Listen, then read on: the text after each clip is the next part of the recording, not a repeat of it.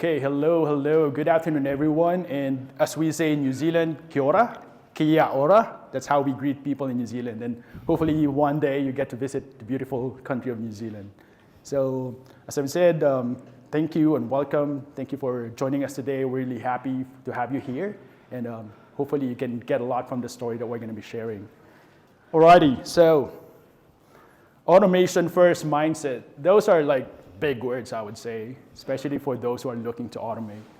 But as you have heard from our customers and organizations in today's keynote, automation is more and more becoming mission critical, which is probably because of the advent of new workloads, more workloads, complex workloads, AI, and everything else that goes with it. It's beyond that. So it will continue to grow and grow and grow and grow.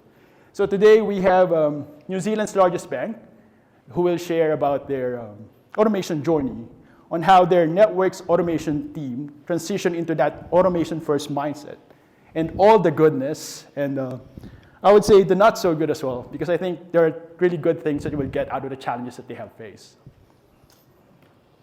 I am Joseph Tejal. I'm a technical account manager working with New Zealand public sector and the New Zealand's biggest banks. So we flew all the way. It's around 6,000 miles, I think. And so we flew all the way from the little city capital of New Zealand, which is Wellington, here in Denver, just to share with you a story of success and a story of transformation. But as we all know, not all stories start great.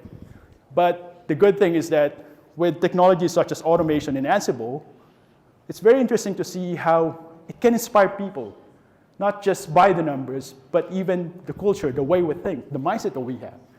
And I'd like to begin our story with my co-speaker, who happens to be very well depicted in this photo. Before their automation journey, she is extremely introverted. There's nothing wrong with being introvert. I'm a self-confessed introvert, by the way, who was an introvert senior. But there you go. But because of the things that she needs to do, manual tasks over and over again, same boring stuff, she's like stressed out. And to be fair, I would say she's actually grumpy for most of the time. But I think there's no better way to do it than to let her tell the story herself. Hi, everybody. Goodness. As Joseph said, my name's Roxy, and I am a network engineer for ANZ's biggest bank. And he is right. The way that I would describe myself, even just 2 years ago, is isolated, antisocial, angry. Like, people did not like coming up to me to ask questions because they were very likely to get their heads bitten off. But obviously, that is not me now. Yes, and 100%. And I can attest to that, Roxy. The mere fact that you're standing in front of these people is just so good. And I remember from the keynote as well that the people are actually more important than what the automation can do, because it's us who will drive it. Mm-hmm. Yeah, so sorry, as I was saying, automation champion. Anything automation in our bank, people come to me. I love it, it's my baby. And yeah, we come to you all the way from Wellington. Yep, and Roxy, remind us again, and why did you even start thinking about embarking into automation? Okay, let me paint you a picture. You are you are a network engineer, a Unix engineer, doesn't matter, you're an engineer. You come into the office every day and you do the same tasks again and again and again. Your workload is forever expanding because everything relies on the underlying infrastructure. Then you have tasks that can't be performed during the day, so you're out there and you're doing overtime every night, which takes you away from your life outside of work. So your family, your friends, or in my case, my pets. Love my pets. So this is why, I mean, that's not a pretty picture, is it? So hands up if you can relate to this picture. Exactly, there's far too many of us, man. Far too many of us. And that's why we chose to look into automation. Yep, and I can totally attest to that. I'm a Unix engineer by, I would say, before learning Ansible like almost a decade ago.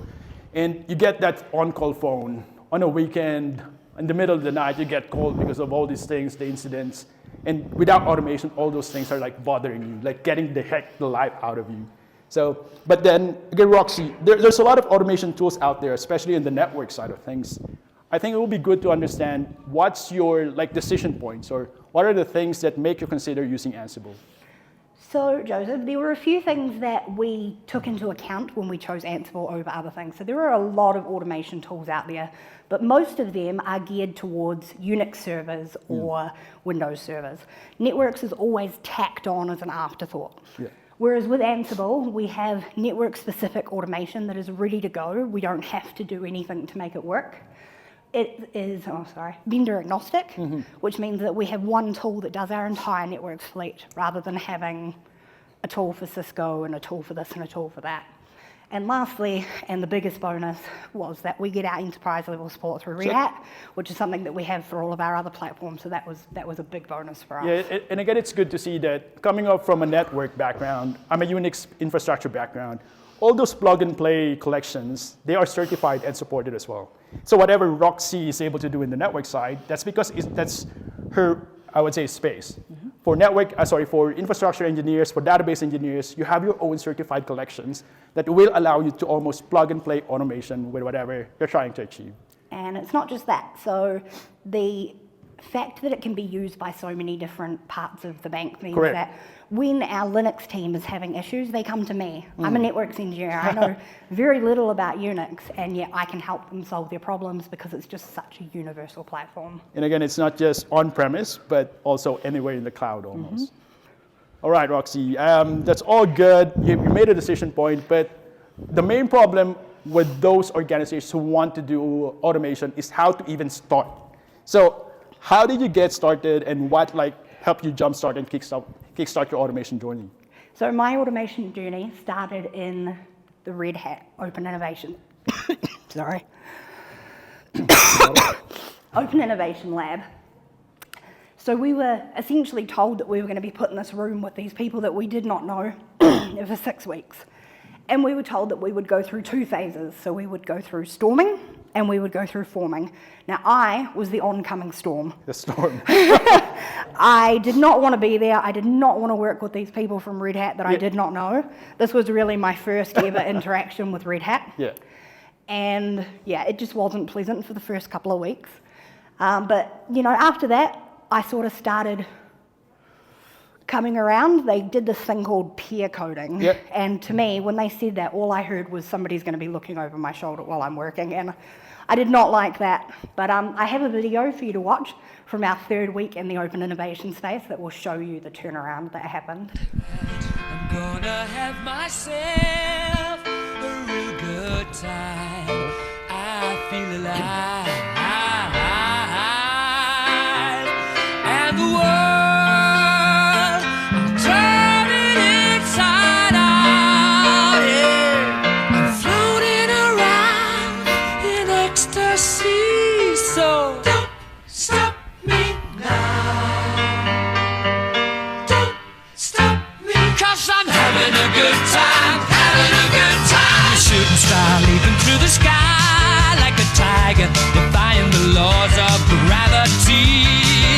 I'm a racing car passing by like Lady Godiva. I'm gonna go, go, go. There's no stopping me. I'm burning through the sky, yeah. 200 degrees, that's why they call me Mr. Fahrenheit. I'm traveling at the speed of light. I wanna make a supersonic man out of you. Don't stop me now. I'm having such a good time. I'm having a ball. Don't stop me now.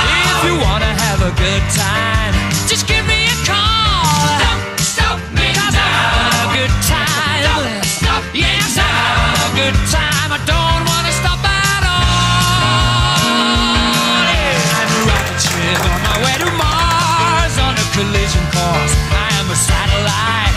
I'm out of control. I'm a sex machine ready to reload. Like an atom bomb about to explode. I'm burning through the sky, yeah. 200 degrees, that's why they call me Mr. Fahrenheit. I'm traveling at the speed of light. I wanna make a supersonic woman of you. That's super fun. First of all, disclaimer, no copyright infringement intended on the song. But During that time, I wasn't a TAM yet for ANZ Bank. So I really felt missed out, Roxy, especially on those fun. And I think the key there is the wine. Yes, the key there was the wine. So through that video, I can really tell the difference from the earlier days up to like leading to the go on. So yeah, that's a good way to jumpstart and kickstart your journey. It really was. It gave us the tools that we needed to leave the innovation space and continue on with our automation journey, which we have. So let's have a look at some figures. So speaking of kickstarting, out of that Open Innovation Labs engagement we're at it with Red Hat, it will be good to see what you actually achieved to this date.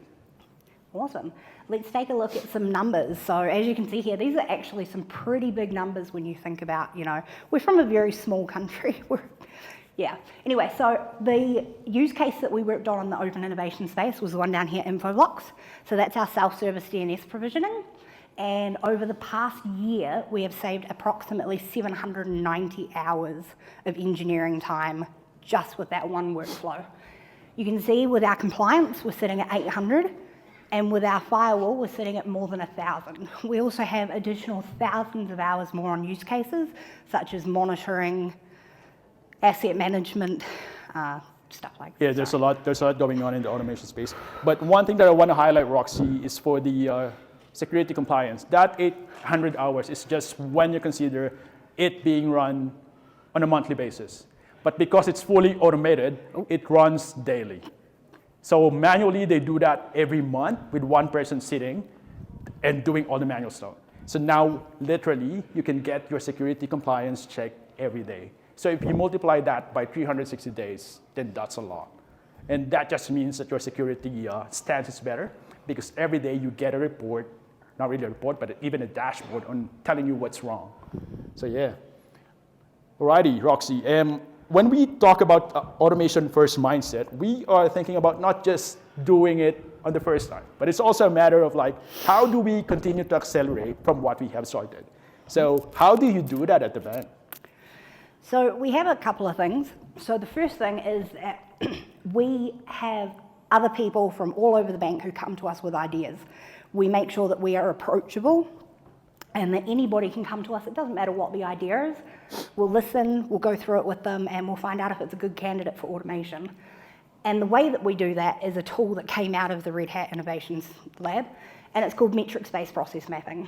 And it's a tool that we use to map out a process from end to end and assign some metrics to it so that we can decide, is this a good candidate for automation? Before you continue that, Roxy, I think people here can relate, like, we want to automate the world.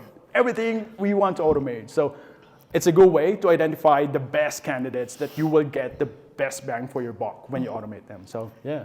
Cool, thank you.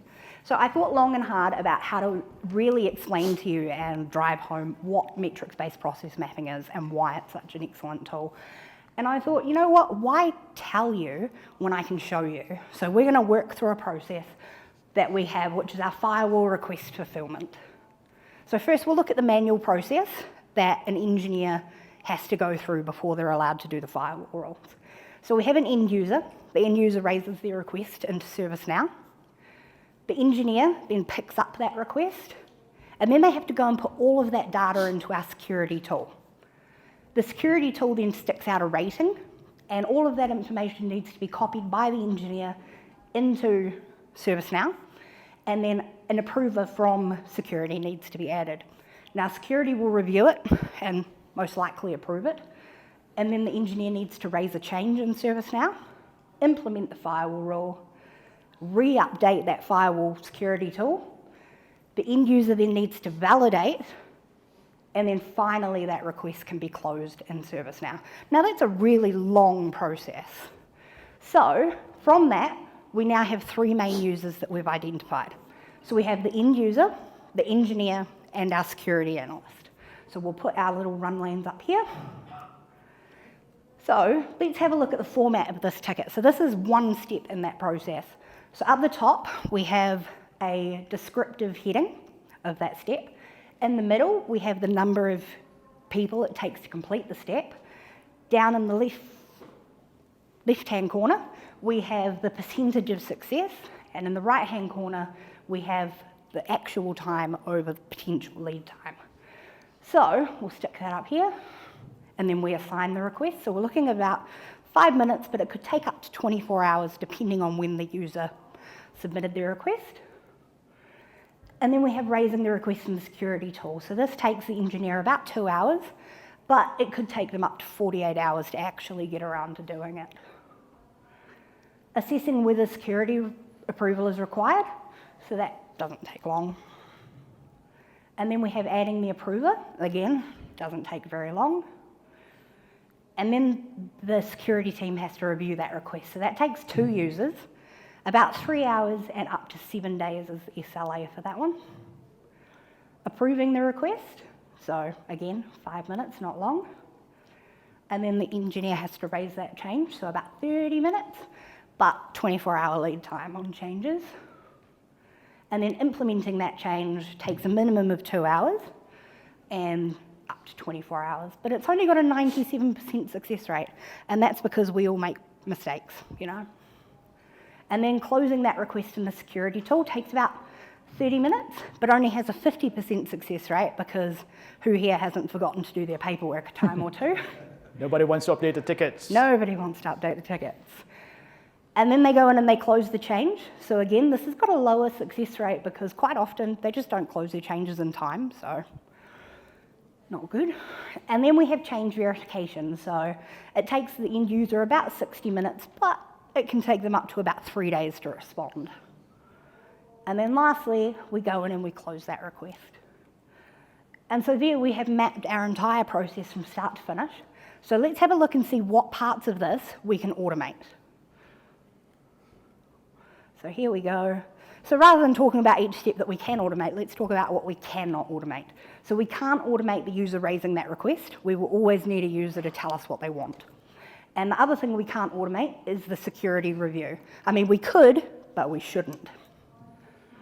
So looking at that, if we add up all of those times, we have an actual time of 7.7 hours per request and a lead time of up to 16 days. So now, let's have a look at where we are now. This is ANZ's current state. We have automated these 4 steps. Now that's not a lot of the process, but just with that little change, you can see we've now got it down to 5.45 actual hours, and we've cut that potential lead time in half. So that gives us last year, 2023, we saved 1,782 hours on just that very small piece of automation. So if we look at where we want to be, so this is what we're working on at the moment, we'll have everything automated, and if we extrapolate those numbers, then we will have saved 3,643 hours a year if we have the same amount of requests. Yeah, I want to highlight here, Roxy, not just on the actual hours of saving, but if you see on the lead time from 16 days to 2 days, I mean, many of you are probably working on the networks team, on the infrastructure team. And it takes literally, I know this from all my customers, that in order for a network change to be approved or applied at all, it takes 2 weeks. But because of automation, it's just going to be like taking about 2 days or less. And it's not just with networks. It can also be on deployments and whatever that serving as bottlenecks, I would say. That's where I think the catalyst for change comes in. Because when people are now starting to collaborate and work together, we're getting actual results. I'm getting like what I need in less time. I think that's really, the bang for the buck when it comes to process-based mapping as well, not just the actual hours. Yep, 100%. Right. All right, so let's see those things in action. So we also prepared some demos for you, and Roxy will walk us through some of their automated use case that they have. Cool, so let's have a look at it in action. So all of our automation self-service kicks off with a ServiceNow form. So it's super easy, it's got nice instructions for the end user, very hard not to get right. And then just the date that they require it by, and an assignment group in case the automation fails. So the first thing that we're doing is that we're validating the information they've given us. Is it a correct IP address? Is the port within the range that we expect it to be in? Then we move on to actually creating that request in Fireflow. So there's a lot of data manipulation that's happening here, so we need to format their data into the correct way for Fireflow to work. and then we have to go back and get that information. So you can see here we now have a Fireflow ID, which is great. And we're going to connect back into Fireflow, and we're going to pull the risk information. Now, interesting thing with this, it's not actually API ready. It's got an API, Fireflow, but it's very basic. It does not have the functionality that we needed, so we had to write our own. And now we can go in and have a look at the request. So if we go down, we now have the Fireflow ID in there. And we now have a risk profile. So this one's got no risk, which means it does not require security approval. It only needs the approval of the person's line manager. But what happens if it is not a low risk? So you can see here we've got one that's got 2 high risks and a no risks. And then if we come down, you can see it's now got 2 approvers. So it's got the line manager and somebody from security, which means that by the time this gets to a network engineer, it's ready to be implemented. There's no security, there's no waiting, it's just done. Cool. Sweet, on to the next. If there's one thing that I love about automation, again, I started working with Ansible like almost a decade ago, it's self-service. Personally, as a systems admin, it makes me happy to make my end customers happy. Because once they get what they need in just like clicks of a button, that makes my job way, way easier and enjoyable. I remember my time when I was asked to automate certificate management for some business users. So instead of waiting overnight or 2 days just to get approvals and all those, they instantly get their certificates for their websites right there and then. So if there's one thing, self-service is definitely one of those keys that will help facilitate a lot of more automation use case for your end users. So Roxy. Okay, so let's have a look at that manual DNS. We're not going to do a full metrics-based process mapping on this. So the end user raises their request. The engineer picks it up. The engineer then has to raise a change in ServiceNow, implement that change. The end user then verifies, the change gets closed, and then the request gets closed. So we have the stats here for you. So it used to take us 2.56 hours of actual time with a potential lead time of up to 8.5 days. We've now got that down to an actual time of 15 minutes, or up to 15 minutes, and no lead time. There you go. And more importantly, updating the records. Exactly. So we now have no networks intervention required. It used to be that you wanted to do a change, you needed to change the DNS at a specific time. You had to come and try and get a resource, and we don't always have resources available. So there's none of that. There's no lead times, and our records in our DNS server are now completely up to date and organized. All right, let's see it in action. So again, ServiceNow form. So we give them the option to create, update, delete, and update the TTL for a record through the self-service. So we're just going to do a quick create. So the first thing that we're going to do is we're going to validate that data again. So is it a proper IP address? Is the IP address already in use in the DNS server? Does the DNS name already exist in the DNS server? And most importantly, does it violate our profanity filter? Profanity filter. Who else has profanity filter? That's a good one, I guess. Let me tell you, that was a bit of fun to create. I think that's good. That's good to have. Yes. Have you ever got any profanity in there? Yes. All right. Yes, we have. Next, we create the change, and then we come in and we manage the DNS. Now, because we've already done all of that validation, it's just a really quick create. And then we go on to that validation. So this step cuts out all of that time that it takes the user to validate, because we now know that we've done that reverse lookup, we've done that forward lookup, we know that the record is there, we no longer need the end user to do that validation.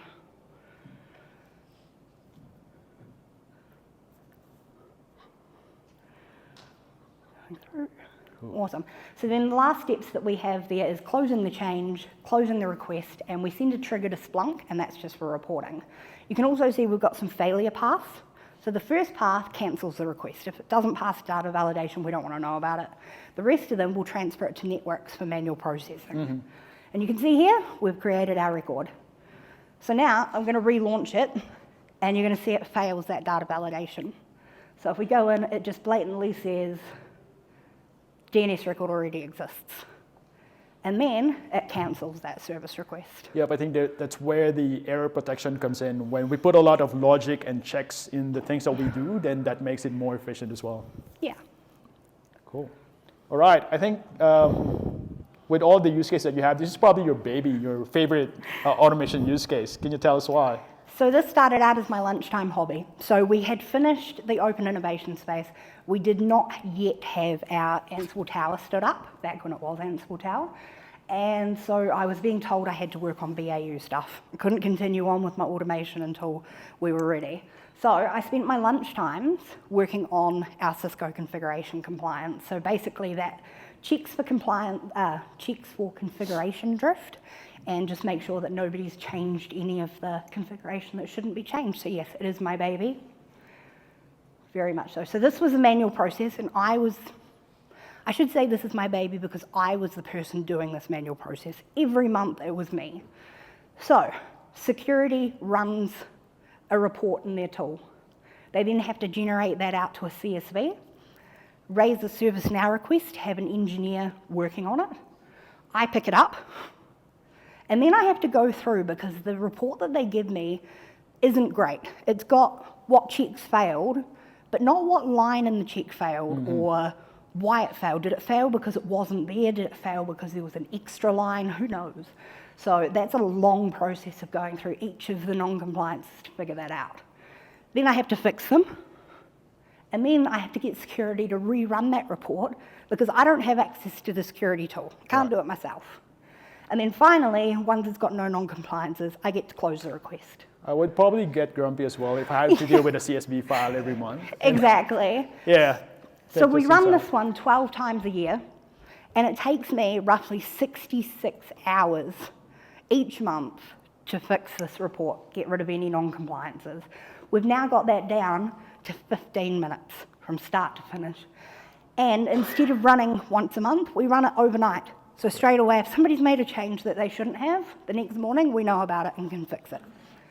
It's also much easier to read the output because we've integrated it with Splunk. Yep. And as I've said, this is just based on a 12 monthly run, but they're running it daily. So that's thousands and thousands of hours more. Yeah.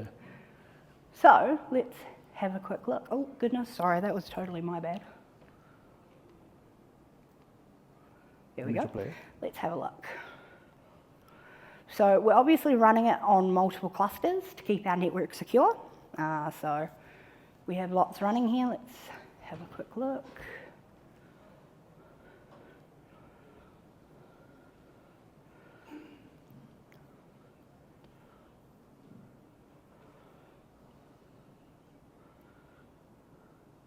Great, so you can see, so obviously we had to blur it out, but you can see how fast it's moving, so it doesn't take it any time at all to complete these checks.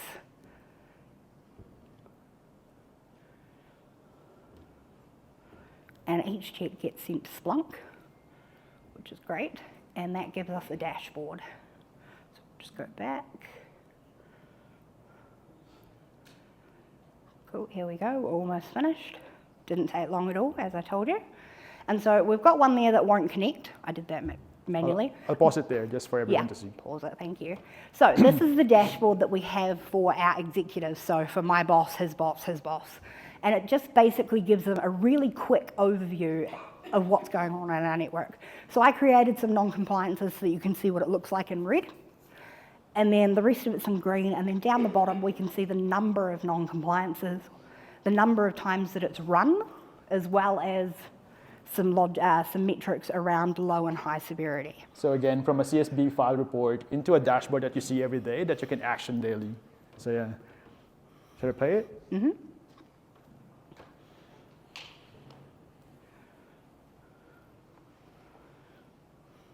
Cool, so then this dashboard is for our security team. So it's slightly more detailed, so they can see each device, the list of checks, and which ones are failing, which ones are passing. So if I click Show Only Fails, these are the ones that I created those failures on for you to see. You can see it's nice and red, very eye-catching. And then if we do the same for our Nexus devices, because the top one is iOS, then you can see no results found because there are no non-compliances, which is fantastic. And then we have a third dashboard. So this dashboard, coming up, is for the engineers. So this is as low down as it goes. So instead of them having to look and say, oh, what's wrong, you can see the exact lines that are missing. So all they have to do is copy and paste straight into the devices. And I would imagine those remediation as well, you're planning to automate in the future. Yes, Okay. we are. Cool. So, Roxy, I think those are really good results, and I would say who wouldn't be happy with that? But the thing is that we all know that it's not always rainbow and sunshine. We also have challenges that we need to address before we even got there. So we want to share this with you so that in the future you would also learn from them or even not go through them at all. Cool, so the challenges that did not stop us, one of the biggest ones was that initial pushback against self-service automation by the end users. They were so used to just saying, here, do it for me, that they didn't want to do it themselves.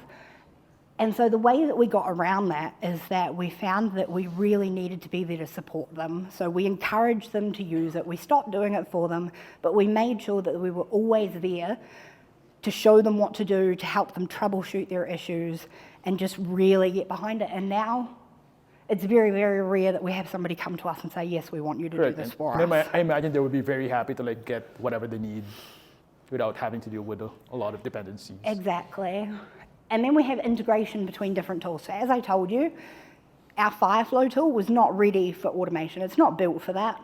So we end up having to go around and write our own Python filters to be able to add that functionality that we really want to get in. That was a bit tough to learn how to do. Oh, well, as you all know, the Ansible business unit is probably working on a lot of integrations, I would say. So that can definitely be one of those, if not yet. So, yeah. And then time management. How many of you guys have to context split? So 1 minute you're working on one thing and then you have to go and completely move over to another thing. So for me, that's context splitting between my BAU work and my automation. So I'm supposed to be fully automation now, but I still like to help out. Who doesn't? They're my team and I love them. Yeah. So, when the queue's getting too much, I like to pick up some tickets and help out. And I think because of the community of practice that they have at the bank, they showcase whatever they have. So all of you decision makers out there, once you see those results, I was instantly, let's invest some more time in here. We're getting a lot from here. Let's continue doing it. Right, Roxy? Yeah, so it's all about protecting the people that you have on automation. Correct. Making sure that they're not being pulled into too many BAU things. Yeah. And then lastly, it was learning new skills to improve our automations. Skills. Yeah, there we go, skill sets to improve our automation. So, that's not so much difficult as it is finding the time and the resources to actually do it. And thankfully for us, we were given access to the Red Hat Learning subscriptions. I recently just got my qualification, which is great. Yeah, it's not often you see a network engineer being certified in Ansible, but that's good because as Roxy said, they have Red Hat Learning subscription. Basically, you have access to all of the Red Hat trainings and in your own time, on demand, in your own pace. And that also includes exam vouchers. So you can make sure that you're going to be a certified professional after that. Yeah. Sweet. Cool. We already heard about the hours, Roxy. But underneath those hours, there are some surprises that comes along with it. And I would say they are equally important to all the time savings that we have. It's good for us to uncover those surprise outcomes that we weren't expecting when you were doing your automation. Yeah. So let's have a look. The first hurdle, we had that first hurdle and we could have fallen over and just, given up, but things got heaps easier after you get past it, and that was really quite surprising. The next one was pairing for the win. As I told you, don't like pairing, somebody looking over my shoulder while I'm coding, but as it turns out, it is a great tool to use for passing my knowledge on to other people and to have my team coming to me and saying, look, I learned this thing this week, I want to show you, let's pair code. So that was the biggest surprise for me. And then lastly, it was personal growth. For me, that hits home. I went from being horribly antisocial to, coming and doing this for you today. It's not something I ever thought that I would be able to do. Being in a room with this many people usually makes me quite nervous. Yep. But that was the things that really surprised me in a good way. As a TAM for the bank, I normally sit down with them every now and then, and I can really see that the team dynamics change. People are approaching each other, asking for playbook reviews or additional tips and whatnot. And the good thing is that the spirit of open source is there. Roxy, you basically contributed to the Cisco iOS collection, didn't you? I did. So we found that our Cisco iOS collection didn't have functionality that we needed. And so we sat down, and instead of just writing a module that we would use with an ANZ, we decided to push it back up to the upstream Ansible iOS collection, and it's now part of the base, Cool. And which is great. Thank you. yep. And I think everyone is just really happy. Like Roxy is a rock star automator in the bank, but at the same time, people are starting to get the feel of what she's doing because of sharing the knowledge that she has. Alrighty, I'm pretty sure that, sorry, go back. Oh. I'm pretty sure that you're not stopping there. So what's next for you at the bank? Okay, so at the moment, what we're working on, and the two things that have got me so excited, I'm only just starting to be able to work on because we just finished our upgrade to AAP2. So the first is the event-driven Ansible. So what we want to do is we have a problem where we get a lot of false alerting coming out of our network monitoring tool. So what we're planning on doing is, well, what we've started doing, sorry, is that we're going to feed that information into Ansible rather than sending it straight to ServiceNow. Ansible's then going to do all of the first level checks, and only if it fails those checks will it then go and raise a ticket into ServiceNow. So that is going to save us so much time. Correct, and because of your recent, upgrade to AAP2, everyone is now trying to ride that spaceship going to the automation space. Literally, the bank is now being onboarded, Unix team, database team, middleware team, and as part of my role as a TAM, we're going to be enabling them with all the things that they need in order to accelerate that automation journey. That's really true. I thought that we would have a lot of pushback on this because all the different teams have their own AWX instances. Sorry, I've never actually used it myself. And so I thought that they would really not want to give that up. But we've got people queuing up. Like, I cannot onboard them fast enough. Yeah, cool. But we couldn't have done this by ourselves. Thankfully, we had Red Hat holding our hand every step of the way, making sure that we were going in the right direction and that everything was, coming along to plan. So thankfully, we have Joseph embedded in our team. He comes and sits down next to me at least once a month. I actually keep a desk free next to me. Thanks for that. Specifically for Joseph, Yeah. so. Next slide. So again, one of the best things about my job as a TAM is that when I get embedded to the teams like Roxy, so I work for the biggest banks, and when they embed me in their teams, that's where we get the most out of the things that we need to do. Because practically they're very open to what they need, not only to what they need, but also to the problems that they are encountering. Because sometimes there are gaps. They're hiding things from your vendor. But with Red Hat, we really openly collaborate with our customers. Literally, I'm like ANZ Bank's teammates. When I go there, they approach me, they ask me for what they need. And not only that, my goal as a TAM for them is actually to have like 0 incidents, 0 escalations. And I think in the last 3 years or so that I've been part of the team, I can't probably remember any escalation. No one woke me up in the middle of the night because we are doing things proactively. Like we are talking before even it happens. And I think that's where the trust goes. And of course, our friends from Red Hat Consulting, if you remember that video, they're the one who helped jumpstart and kickstart that automation journey. So if you're interested to have that similar thing, then the Open Innovation Labs, you might be interested in that. So thanks for that, Roxy. And again, thanks for allowing me to be part of your teams. No problem. So there you go. Looking back to the old photo, the old Roxy, the old version of you, the old version of your teams, it just inspires me to do so. And as I've said, it's quite interesting how technology can change those things, can change people, can change us. And ultimately, we're going to be the one driving these things.